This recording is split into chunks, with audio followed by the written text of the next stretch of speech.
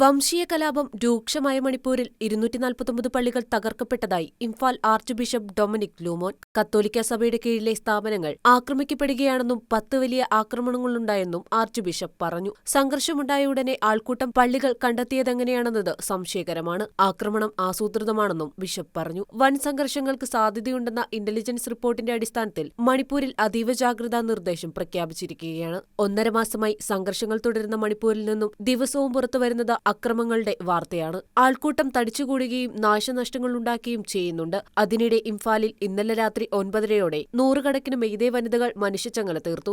BJP സംസ്ഥാന ആസ്ഥാനത്തെത്തിയ 300-ലേറെ പേരെ സൈന്യം തടഞ്ഞു. ഇംഫാൽ പാലസിന്റെ സമീപം തടിച്ചുകൂടിയ 1000-ഓളം പേർക്ക് നേരെ ദ്രുതകർമ്മസേന റബ്ബർ ബുള്ളറ്റും കണ്ണീർവാതകവും പ്രയോഗിച്ചു. 2 പേർക്ക് പരിക്കേറ്റിരുന്നു. ഒന്നിലധികം പോലീസ് സ്റ്റേഷനുകളിൽ തോക്കുകൾ തട്ടിയെടുക്കാനെത്തിയ ആൾക്കൂട്ടത്തെ ദ്രുതകർമ്മസേന തുരത്തി. സൈന്യവും അസം റൈഫിൾസും ദ്രുതകർമ്മസേനയും ചേർന്ന് ഇംഫാലിൽ ഫ്ളാഗ് മാർച്ച് നടത്തി.